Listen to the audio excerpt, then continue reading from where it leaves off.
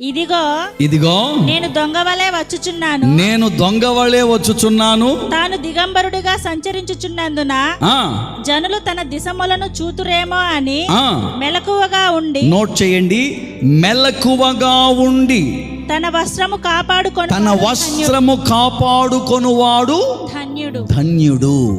ఎలా కుటుంబాన్ని కాపాడుకోవాలి అంటే మెలకువ అంటే నిద్రకు సంబంధించింది కాదు. ఇది నిద్రపోయేటప్పుడు లేండి అని చెప్పి ఆ మెలకువ కాదు. ఇది ఒక నష్టం నీ ఇంటికి వస్తుంది అని తెలిసినప్పుడు, ఒక ప్రమాదం నీ ఇంటికి వస్తుంది అని తెలిసినప్పుడు, ఒక పాపం నిన్ను దారుణంగా పాడు చేయబోతుంది అని నీకు తెలిసినప్పుడు, నీ పని పోగొట్టుకునే ప్రమాదం ఉంది అని నీకు తెలిసినప్పుడు అక్కడి నుంచి బయటపడే మెలకువ నీకు కావాలి. ఆ మెలకువతో నీవు బ్రతికితేనే నీవు కాపాడబడతావు. చాలా మందికి మెలకువ ఉండదు. లోకంలో ఒక మాట అంటారు, అనొచ్చో లేదో తెలియదు కానీ లోకంలో అంటుంటారు, నేను కాదు పెద్దోళ్ళు అంటుంటారు, బాగా ముసలోళ్ళు అంటుంటారు. ఏమని? కొంతమందికి ఎన్నిసార్లు చెప్పినా కానీ దున్నపోతు మీద మెలకు ఉండదంట.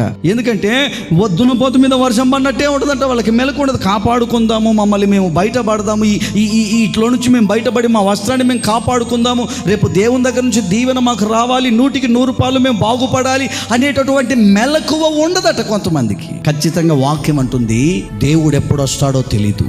Be careful.